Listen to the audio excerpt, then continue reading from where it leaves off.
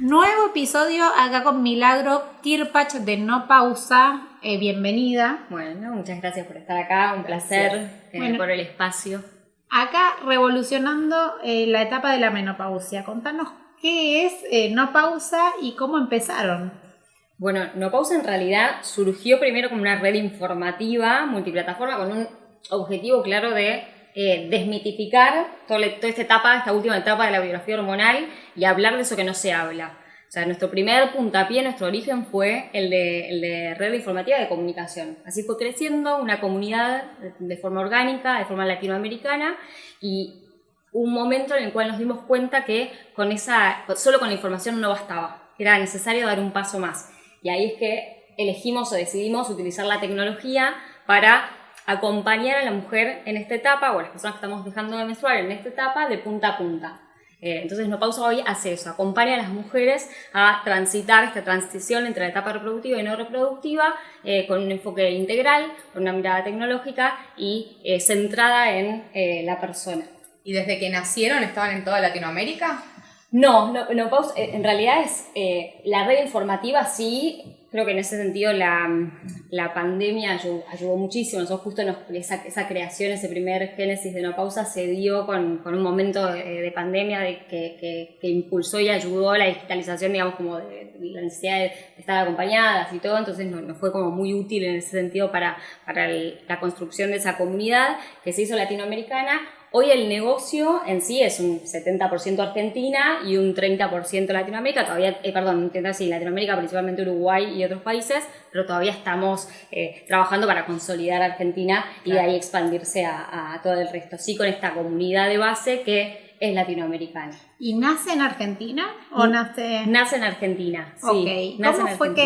¿Cómo fue que una joven, porque bueno, digamos que quizás vos no estás atravesando esa etapa, quizás sí, no lo sé, porque... Siempre digo lo mismo, que puede pasar. Bueno, me encanta, no es mi acláralo. caso, pero podría serlo, digamos, yo podría haber tenido una insuficiencia ovárica primaria, una menopausia precoz, mal llamada menopausia precoz, o una menopausia quirúrgica inducida. No es mi caso, es el caso de un montón de personas menstruantes, pero no, en este caso fue una de mis primeras socias, Miriam, que justamente entra en esta etapa a mediados de sus 40, pero tarda casi 3 años en encontrar lo que le estaba pasando. Y en el medio, con recorrido médico de especialistas distintos, diagnósticos equivocados, y obviamente una situación de frustración, de angustia en todo el camino. Y ahí ¿Eran socias ustedes? ¿Eran amigas? En ese momento éramos... ¿Se conocían? Mira, había sido mi profesora en la universidad, Okay. Yo la estaba acompañando en cátedra, era mi segundo año acompañándola en una cátedra de comunicación corporativa,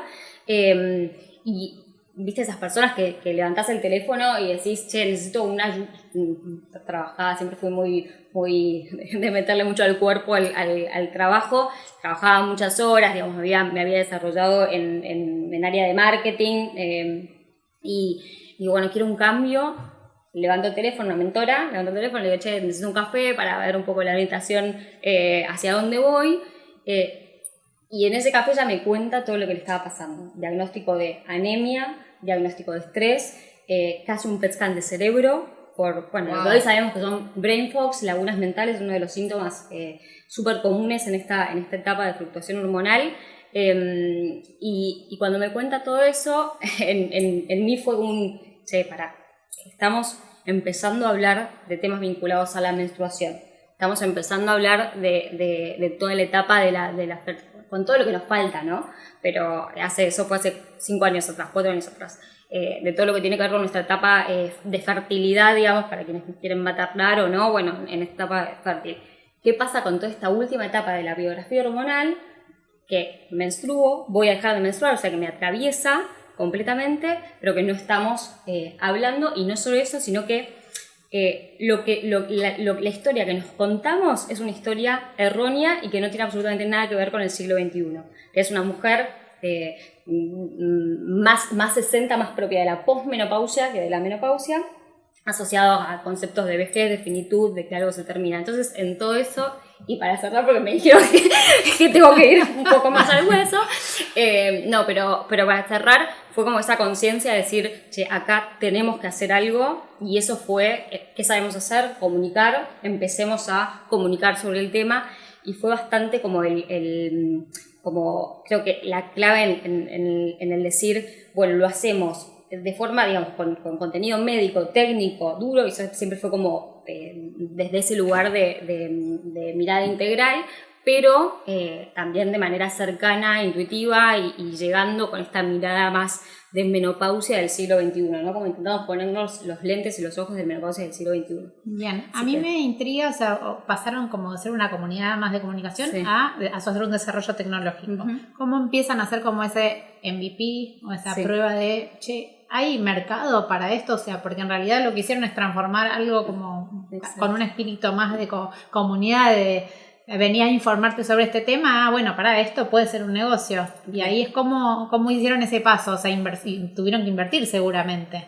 Bueno, está buenísima la pregunta además, porque yo creo que una de las cosas que más me enorgullece en ese sentido es como el camino que hizo Menopausa realmente fue un camino de MVP, de validación y después de inversión para el desarrollo, que todavía obviamente sigue estando en completa, digamos, en continua iteración y crecimiento, pero en el momento en el cual dijimos, bueno, acá la información no basta, es necesario avanzar un paso más, fue clave sentarse a pensar, bueno, a ver, de esto que a priori es el camino que transita la persona que está entrando en esta etapa, ¿qué es lo primero que tenemos que atacar?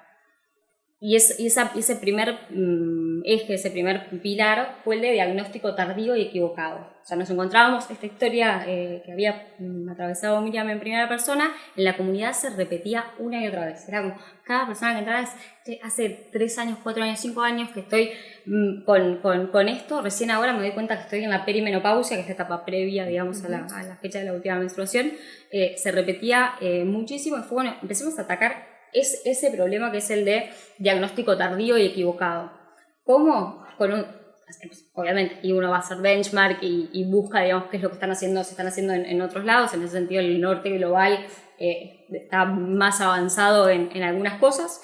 Y una de las cuestiones era hacer un test que te permitía justamente identificar cada una de las sintomatologías basado en estándares internacionales y encontrar en qué momento de todo tu climaterio estás. O sea, etapa de 15 años, ¿dónde te encontrabas? Inversión en ese momento, 0. O sea, Menopausa era un proyecto outsider de las dos. Cada una tenía su laburo, pero veíamos cada vez más la oportunidad del negocio de empezar a desarrollar. Y bueno, empecemos con esto. No hay inversión a priori. Y yo soy muy doer, muy doer de decir, tipo, bueno, vamos a ver, probemos, ¿qué se puede hacer? Y ese test que hoy, digamos, por el cual hoy pasaron más de 25.000 mujeres y es una herramienta que sigue siendo parte de todo el proceso de la plataforma, obviamente iterado 1000 veces, pero se hizo primero con un modelo de un Typeform bien básico, MVP, y lo que hacíamos era ver, o sea, la pregunta fue, ¿alguien está dispuesto a pagar por esto? ¿No? Como alguien en la comunidad está dispuesto a pagar, bárbaro. Y empezamos con ese proceso de Typeform, un Excel atrás, veíamos, bueno, esta persona para tiene... los que no saben lo que es, sería como un formulario. Un formulario, 100% bien, un formulario que vos podías autodiagnosticarte. Exacto, basado en como te digo, en estructuras y estándares internacionales de cómo eso se hace en la consulta médica, porque en realidad es un o sea, tipo vos de te check pusiste a meter, o sea, decir, bueno, a ver cómo lo puedo manejar y armemos una estructura de cómo puede ser que pasemos por cada una de las sintomatologías y después recibamos en sí lo que se llama índice de calidad de vida según una escala, y en eso lo que hacíamos era ver, digamos, ese resultado de la persona. ¿Ese ya lo cobraban? Ese ya lo empezamos a cobrar. ¿Y ya lo cobraban en toda Latinoamérica? Y eso lo empezamos a cobrar en toda ¿Ya Latinoamérica. podían cobrar servicios? Sí. ¿Cómo hicieron para cobrar afuera? Gran pregunta en Argentina. Gran pregunta en Argentina. Y al principio, viste, un modo MVP todo, hasta claro. que después, o sea, con el tiempo, bueno, salió la sociedad afuera y todo, pero al principio fue principalmente creo de PayPal o alguna tenían una integración, cuenta, sí, integración con alguna cuenta de PayPal o algún modo, algo por el estilo. Pero sí, ese ya lo empezamos a cobrar. ¿Y seguían siendo ustedes dos solas? Y seguíamos siendo nosotras dos y una persona en comunicación, digamos, que manejaba las redes, sí. Bueno, cuando saturó eso, que el proceso todavía era muy manual también, era recibir el test, armar como el PDF, digamos, con la estructura y enviar a cada una de las personas. Sí. No, era tipo, muy manual, entonces fue como, ok, validamos, a las 2 semanas, 3 semanas, se automatiza el proceso de estructura de armado del test. Después se pasa a plataforma. O sea, como que el proceso fue bien y todavía no había tanto, cuando empezaron con eso no había ChatGPT, no había nada para automatizar tampoco. No. ¿Cuántos años hace? 4. Bueno, no, ahí ya hace... cuando empezamos con el test, porque primero fue la red informativa, casi 2 años, hace un poco menos. Entonces ya ahí podían empezar. Pero no podíamos, la automatización fue primero de armar el test y después, o sea, como de automatizar el armado del PDF y después ya de pasar a lo que fue la primera plataforma, que fue la herramienta No Code. Claro. Pero ya para eso necesitábamos inversión y ahí es donde entra el decir, bueno, ok, esto estamos validando, necesitamos plata para poder desarrollar. Vos dos como que hiciste un rol medio tecnológico a pesar de venir de comunicaciones. Sí. Y tu socia, yo no sé si es especialista o nada que ver, o cómo hacen para hacerse información a nivel médico, Bueno, equipo médico. Ahí está, ahí ustedes tienen sus como advisor. Sí, ahí fue como clave el decir, esto es un tema de salud, esto es un tema médico, necesitamos consolidar un equipo con mirada integral.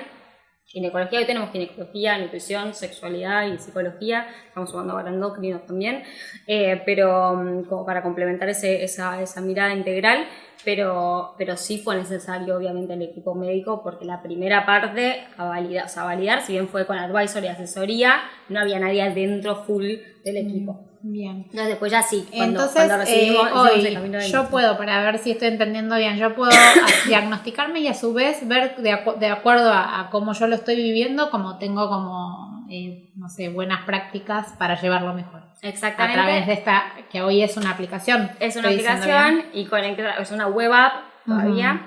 Y conectar con un equipo de profesionales que está especializado en la temática, así como también armar tu plan, por así decirlo, para mejorar, digamos, como la sintomatología que fue identificada en esa primera autoevaluación. No podemos hablar de diagnóstico, porque en realidad no es un diagnóstico digital, pero sí como esa primera autoevaluación. Mili, ¿cuántas personas son hoy?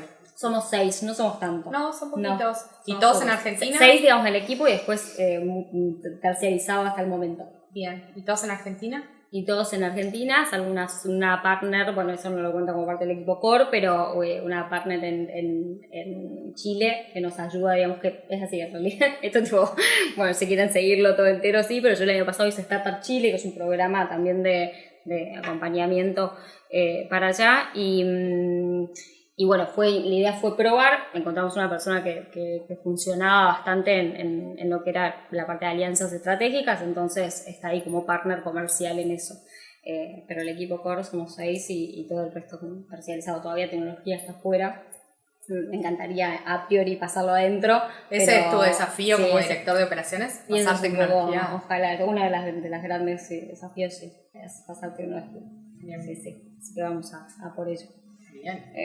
¿Y hoy cuáles son tus desafíos más grandes como director de operaciones o dentro del departamento de operaciones? Bueno, cuando en un punto es con equipo chico manejar, digamos, una estructura que sigue creciendo y todo. Es un desafío, bootstrapear en un punto. Bootstrapear es como auto. Sí. Autofinanciarse. Financiarte, invertir en tu producto, ¿no? Sí. Perdón, pero yo hago traducción. No, me parece espectacular porque uno habla, pero sí, cuando estamos trapeando con un equipo, digamos, como que todavía tiene oportunidad de crecimiento, nada, es como con la automatización de cosas, sí, hay un montón mucha de inteligencia artificial. Siento que hay un montón de desafíos. Bien. ¿Y hacen ronda de inversores? Nosotros tuvimos una primera ronda Family and Friends, que fue la que nos nos permitió pasar al desarrollo de tecnología, y ahora estamos en un momento de ver si abrimos una próxima ronda para seguir, para consolidar la tecnología. Obvio. Y meter dentro del equipo de tecnología, permitir, digamos, como también consolidar la parte de go-to-market, que es también pura inversión y que es necesaria, y bueno, seguir creciendo, escalando. Bien. ¿Cuáles considerás que son como sus superpoderes a nivel como talentos del equipo? Ok, es interesante. Me gusta pensar, primero como, no sé, ¿sabes? Como más allá del equipo, el superpoder de uno que puede transmitir al equipo de alguna forma, ¿no? Y ahí que se consolida. Porque hay algo de la determinación, ¿no? Como de lo que vamos a por esto, con los recursos que hay, digamos, y obviamente intentando siempre como crecer, pero la determinación del foco del norte, y un propósito claro en el medio, que es mejorar la calidad de vida de las personas que dejan de menstruar. Hoy, porque digo, bueno, en el crecimiento de escala, también, o sea, hablamos de quienes no menstruan. La andropausia es un tema súper interesante ahí está en el roadmap, pero volviendo al punto, como la determinación de vamos a por eso, creo que y el norte claro es uno de los grandes como grandes superpoderes, ¿no? Este propósito como de mucha claridad, sí. claridad. Y a la hora de como apoyarse en la inteligencia artificial, ¿dónde, o sea, ustedes como empresa lograron como un gran como apalancamiento, como bueno, acá fue clave, y lo hicimos un poco de esta manera, como si alguien quiere decir, bueno, quiero aplicarlo a mi negocio? Bien. Primero empezamos a aplicar en todo lo que era customer support, digamos, como que fue antes de pasar, porque todavía, digamos, teníamos que probar un poco más en lo que era producto en sí, pero lo que era atención se utiliza y se resuelve. Como estos, digamos, pequeños agentes que van dando soporte. Que dan soporte y responden, sí, exactamente, por distintos canales por los cuales llega el usuario de No Pausa. Eso sí. Y después nosotros ahora estamos justo en momento de lanzamiento de un producto que es el primer producto de No Pausa que integra inteligencia artificial, en el cual son como procesos y etapas de desafíos, en los cuales para cumplir esos desafíos de alguna manera e ir compartiendo como el avance de esos desafíos, atrás hay nosotros llamamos como NutriBots o cada especialidad que te ayuda a validar esos desafíos y en función de eso ir pasando los procesos, un game, por algo así, para avanzar en este plan de acompañamiento. Eso por un lado.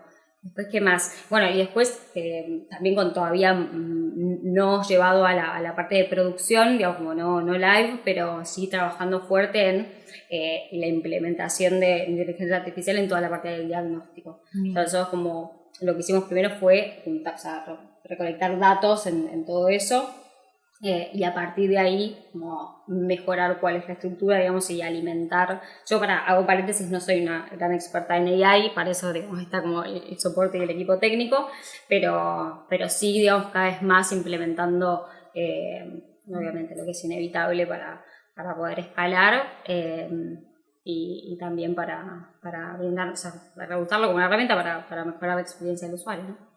¿Lograron que médicos los recomienden? Bueno, las sociedades científicas son todo un mundo, ¿no? Pero sí tenemos muy buen vínculo y creo que hablamos de los desafíos a nivel negocio. Creo que uno de los grandes desafíos es seguir trabajando en la colaboración con todos el resto de los actores del sistema de salud. Eso sí, sin dudas. Y sí tenés como profesionales de la salud más abiertos a este tipo de soluciones, que en realidad son sumamente complementarias, que otros y otras. No sé, el equipo médico además forma parte de esas sociedades científicas y digamos, hay buen vínculo, buena intención de colaboración. El sistema de salud es particular en ese sentido, en general, pero bueno, por ello vamos, digamos, para que, porque la porque experiencia sea... que un médico te recomiende como es como todo un tema, o sea, no sé si se quieren asumir esos riesgos, o sea, es como que te da otro aval también, como... Sí, y al mismo tiempo, a ver, hoy yo digo complementario porque hoy Menopausa tiene como esa parte de la diagnóstica, pero también el acceso a profesionales que están especializados. Claro. Entonces, desde ese lugar es que a veces suele ser como más el haber nacido primero como una red informativa, ¿viste? Como que el proceso de menopausa, pero bueno, creo que fuimos demostrando también con el tiempo que por sobre todo está la persona en el centro y ese es el gran, de alguna forma, el gran propósito, ¿no? Como el gran... y esto es con profesionales de menopausa o con profesionales de terceros que estén especializados en la temática, ¿no? Claro. Bueno, yo quería preguntarte por, digamos, las etapas como más difíciles del emprendedor, que es cuando, por ahí largaste de tu laburo porque ya parecía que había como, bueno, acá hay luz, y si realmente lo consideraste como que todo fue viento en popa o tuviste como algunas situaciones como las que viven todos los emprendedores que estás así, o nada, fue todo para ustedes como fue todo fácil. Sí. O sea, y al día de hoy quizás que me decís, no, la estamos remando. Como fluctúan las hormonas en la transición. Es una gran respuesta. En la transición entre la etapa reproductiva y no reproductiva también fluctúa la vida del emprendedor. Sí, a ver, cuando lo hablo por mí, ¿no? Y cada una del equipo tendrá como su propia respuesta, pero cuando tomé la decisión de decir, bueno, voy a full y a por esto, sí fue un gran salto. Al mismo tiempo, primero súper consciente de mi privilegio de que podía hacerlo, y que había un poco de... había agua en la pileta. Creo que en ese sentido, lo que hablábamos antes de un proceso de MVP anterior. Pero bueno, creo que los que estamos en esto también, o al menos los que lo hacemos por primera vez, porque a mí particularmente se me suma que era la primera vez que lo estoy haciendo. Pero aparte de ser muy joven, o sea, me dijiste 31. 31. O sea, sos muy joven. Bueno, pero a eso se le va sumando, para mí, ¿no? Dentro de la vida del emprendedor. Una cosa es cuando decís, bueno, tengo el privilegio, si puedo no cobro un mes, lo que sea. Pero cuando empezás a tener gente que empieza a depender de vos, o sea, decís, che, esta persona, si yo no le pago, ponele, tiene familia. Si no tiene familia, tiene que pagar el alquiler, tiene que comprar sus cosas para llenar su heladera. Eso ya empieza a ser como otra presión que no depende de tu privilegio de cobrar o no cobrar, es como el negocio tiene que funcionar. Es eso, es que tiene que empezar sí o sí a dar la vuelta, aunque fluctúe o no fluctúe, y el día que estás en el pico tenés que tener la plata y guardarla, porque es como que esas son otras responsabilidades que te da la vida del emprendedor más allá de vos. Absoluto, y eso es lo que yo pienso como en ese primer salto, pero que de todas formas, si bien en esa primera impresión parecía, o sea, había un poco de agua y yo tenía como la posibilidad de hacerlo, pensándolo para atrás, fue súper inconsciente en el sentido de decir, sí, después se vinieron muchos otros riesgos más. Es como cuando estás caminando en la pileta vas llegando al fondo. En realidad me fui hundiendo, y es así, y hay momentos en los cuales, los momentos difíciles están y siguen, digamos, van a seguir estando. Siempre en ese sentido a mí me sirvió pensar que siempre iba a ser siempre iban a ser más grandes. Entonces como prepararme desde ese lugar. En la medida que la decisión fue crecer, y en la medida que crezcamos, los problemas van a ser siempre más grandes, o los desafíos, no problemas, los desafíos van a ser distintos, con más caja, con menos caja, pero eso van a ser más grandes. No te arrepentís. No me arrepiento. Hoy lo sigo eligiendo y me parece que digamos, hay varios como motivos por los cuales sigo eligiendo esto.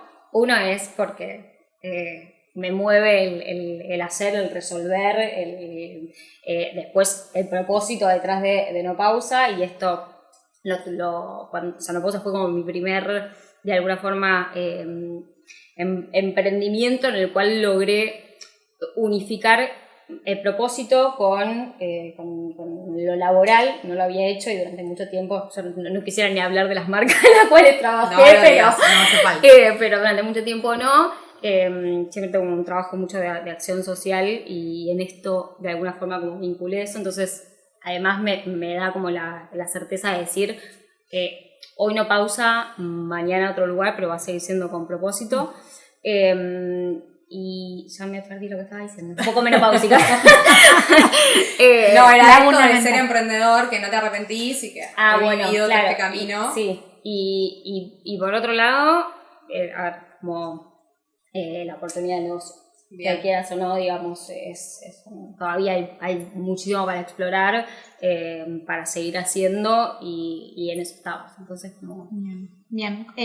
La estrategia a la hora de salir a hablarle a las distintas comunidades de Latinoamérica, porque bueno, obviamente por ahí llegas distinto, ¿hacen algún tipo de como diferencia a la hora de pensar cómo comunican? ¿O va como más en la misma línea hacia todos los países?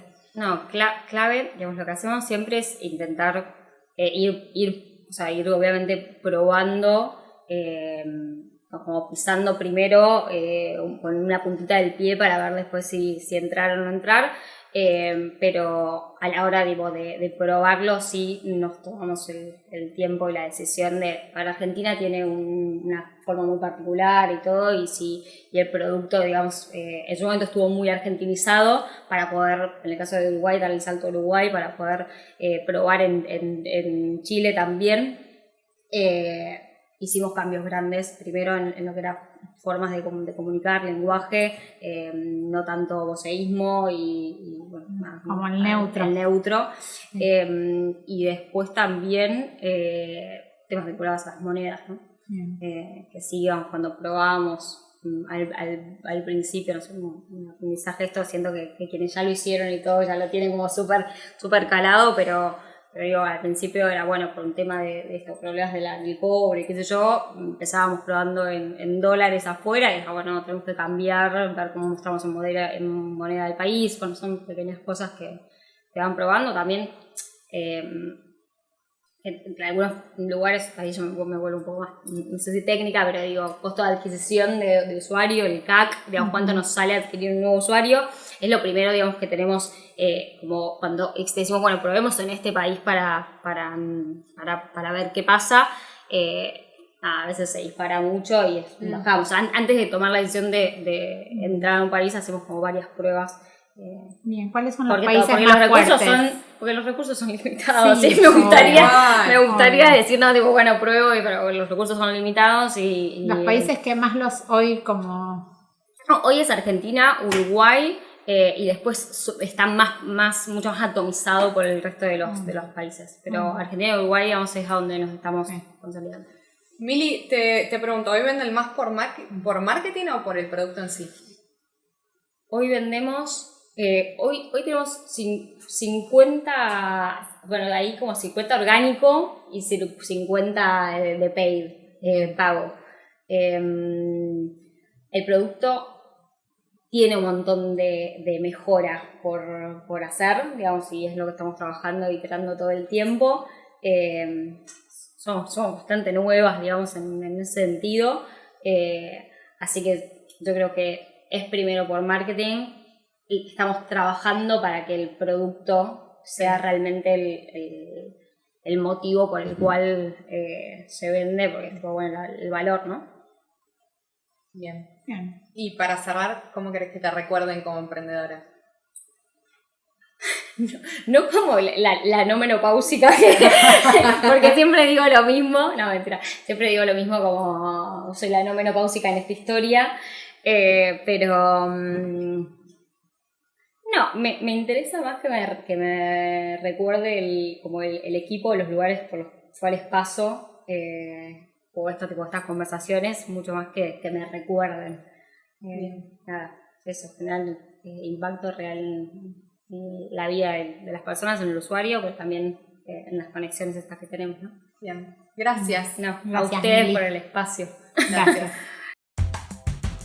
Podés escuchar más episodios en Spotify y seguirnos en las redes en @hackeandoempresas. Hackeando Empresas es una producción de Soledad Bérgamo, Tini Lecomte, Rafael Acosta. Si te gusta nuestro podcast, recordá seguirnos y formar parte de nuestra comunidad.